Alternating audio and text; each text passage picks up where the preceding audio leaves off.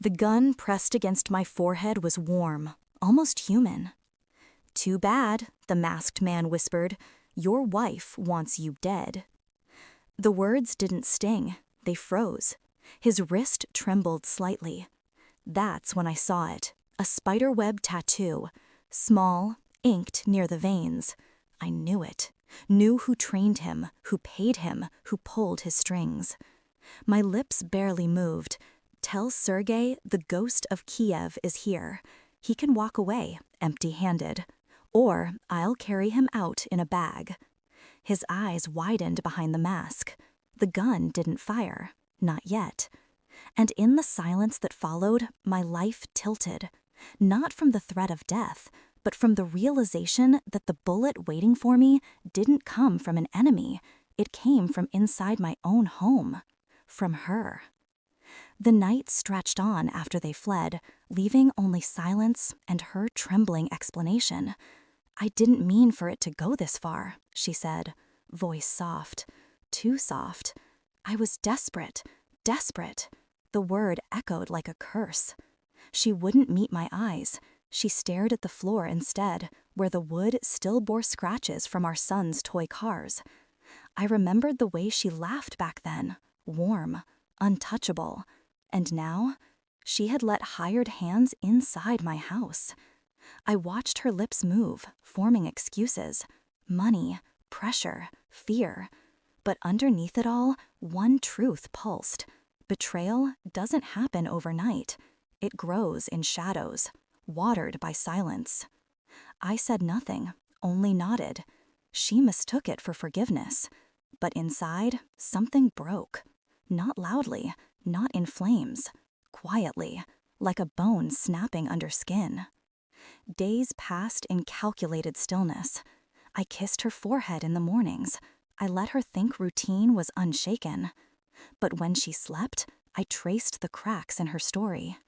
Bank transfers at odd hours. Calls she silenced when I entered the room. A hotel receipt tucked behind a stack of receipts from groceries. Her patterns betrayed her more than her lips ever could. I didn't rage. I documented. Quiet, steady. Each detail like a brick laid into the wall I was building between us. Then came the test. DNA. My son's hair, stored in an old scrapbook, compared to mine, compared to hers. I waited. Not impatiently, not nervously. Waiting is something soldiers learn best. And when the results arrived, silence filled me again. Heavy, suffocating, absolute. The report trembled in my hand, though not from weakness. He wasn't mine. The boy whose first steps I filmed, whose fevered nights I carried on my chest, whose laughter had once mended every scar, I wasn't his father. She had known. For years. I walked into the kitchen. She sat there, scrolling her phone, sipping wine, calm, as if life had been merciful to her. I slid the envelope across the table. She opened it, read. Her fingers curled into claws around the paper. Her eyes shot up to mine, wide, wet, desperate. I can explain. I raised one hand. Silence. Her sobs filled the room, messy and frantic. But I stayed still. My calm terrified her more than violence ever could. I recorded her confession that night. Every word, every excuse. By morning, the files were already in the lawyer's inbox. Divorce petition drafted. Custody ruined. Reputation ruined. She begged, hands clutching at my shirt, words spilling faster than tears. "I'll change. I'll fix it. Please, don't leave me with nothing." Nothing. The word tasted clean. "You already left me with nothing," I said, voice flat. "You left me with a son who was never mine, with killers at my door, with a life built on rot." Her face crumpled.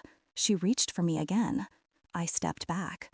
Distance is a blade sharper than steel. The house is quieter now.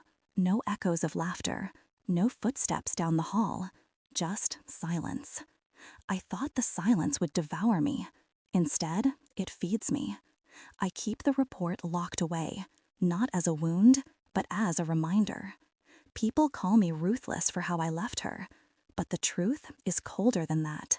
I didn't leave her. I simply handed her the truth and let her choke on it. She wanted me dead.